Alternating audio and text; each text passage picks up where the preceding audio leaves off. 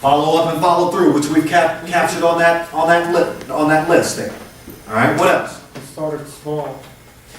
Oh, man.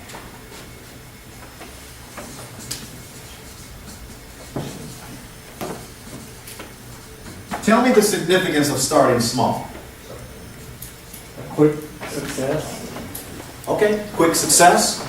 And the more successes we experience, the more confidence we build. That's the significance of starting small. What other significant components of starting small? Limits your risks. Limits risks. You don't feel overwhelmed. You don't feel overwhelmed. You get to sharpen your craft. You get to accumulate experiences. You've got some successes, which I call your glory stories. But you've also got what I call your not-so-glory stories. How many of you have not-so-glory stories?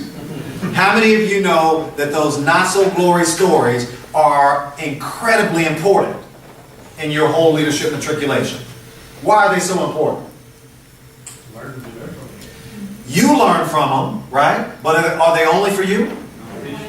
Let me tell you, in this whole 26-year journey of mustering the ability to speak in front of people and to empower and to motivate and to inspire, I've fallen on my face many, many times. I have not performed the way that I wanted to many, many times. Well, when I travel around the United States and the world, and I am coaching, and I am encouraging people, and I am sending them a message. In fact, I've got a book coming out in January, and the name of the book is Yes, You Can, because I want people to know that they can do it. I did it, and you can do it. Guess what helps me give them hope more than anything else? Glory stories or not so glory stories? Why do not so glory stories, why do I get so much mileage out of those not so glory stories? Because it fits with everybody. Everybody can relate to it. Because people can relate, right? Haven't you sat out in the audience and go, I could never do that. I could never do that. Sometimes people sit out in my audience and they'll come up to me and they say, I could never do what you do. And I was like, whoa, whoa, whoa, before you put me on that pedestal, right? Here's where I came from, because I was terrified to do what I'm doing today. And there's been a long journey.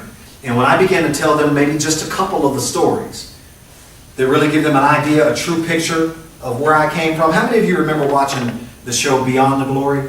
You ever watched the show Beyond the Glory? Okay. How many of you like stories? Right? So I read a lot, right? And so whether I'm reading Alexander Graham Bell, or about Theodore Roosevelt, or about George Bush, or Clinton, or Barack, or Oprah, or Carl Lewis, or Sugar Ray Leonard. I mean, I read and I study these stories. Why do I love stories so much? Why do you think I love stories so much? Tell you about the person. Say it again. Tells you about the person. It tells me the backstory, right? It tells me the backstory about the person.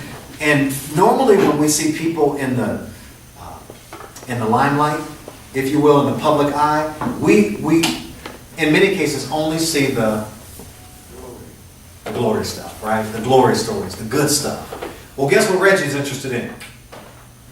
Reggie's interested in the backstory. I want to know what the other stuff looks like, because they didn't just appear there. These not-so-glory stories were a critical component of the journey for them in order to achieve what they achieved. So don't run away from those not-so-glory moments. They're a critical component of the journey that you're leading. And when you begin to share those stories with the people with which you are leading, they become so powerful to them. They give them hope, and that's what you want to do as leaders.